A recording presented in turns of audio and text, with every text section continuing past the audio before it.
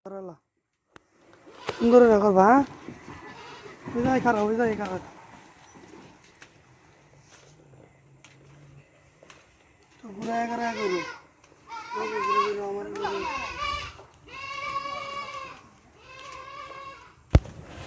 আসসালামু আলাইকুম।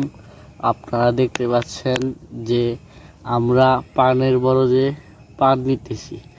এই পানগুলো আমরা ভাঙবো, ভাঙ্গা তারপর এগুলো গুইছা বাইচা গাদ্দি করে বিক্রি করব।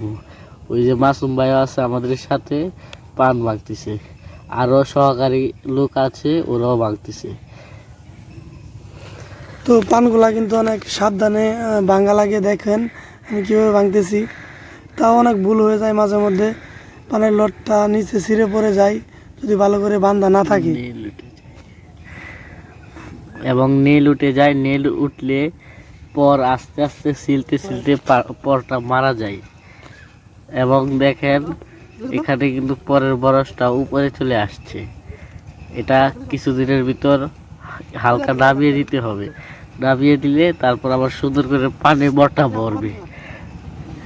তারপর মাটি দেওয়া লাগে, অনেক করা লাগে। পানের পরে অনেক পরিশ্রম করতে হয়। এক কথায় পরিশ্রম না করলে কোনো কিছু হয় না। সব কিছুতেই পরিশ্রম, কিন্তু পানের পরে যে একটু বেশি পরিশ্রম করতে হয়। তো আপনারা দেখুন কতটা পরিশ্রম করা হচ্ছে এখানে।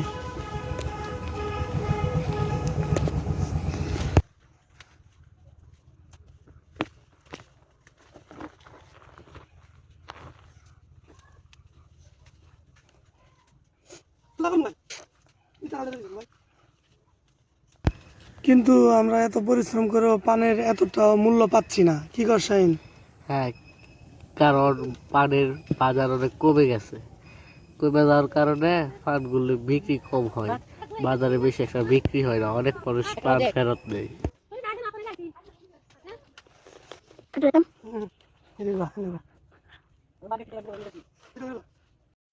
এই যে দেখেন, এখন মাসুম ভাই বস্তাটা নিবে, নিয়ে তারপর বাড়ি চলে যাবে।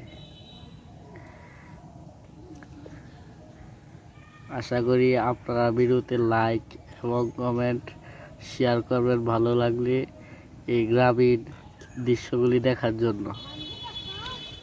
বস্তা এখনো বান্ধা হয় নাই, বস্তা বান্ধা এরপরে নিমো বাড়িতে। তো আপনারা ভিডিওটা দেখতে থাকুন। ভিডিওটা প্রায় শেষের দিকে। দেখুন পানগুলা কত সবুজ এবং ছোট বড় মিলাই বস্তার ভিতর ভরা হয়েছে। বাড়িতে নিয়ে বাসা লাগবো। আর বাইছা তারপর গুছবো, গুছা তারপর আমরা বাস কইরা গাদ্দি করব, গাদ্দি কইরা বাজারে গিয়ে বিক্রি করব। এই যে এখন আমি বস্তাটা কাঁধে নিয়ে চলে যাব ইনশাল্লাহ, বাড়ির দিকে রওনা দিব। দেখুন বস্তাটা বের করতেছি, অনেক ওয়েট আছে কিন্তু ওজন আছে মোটামুটি।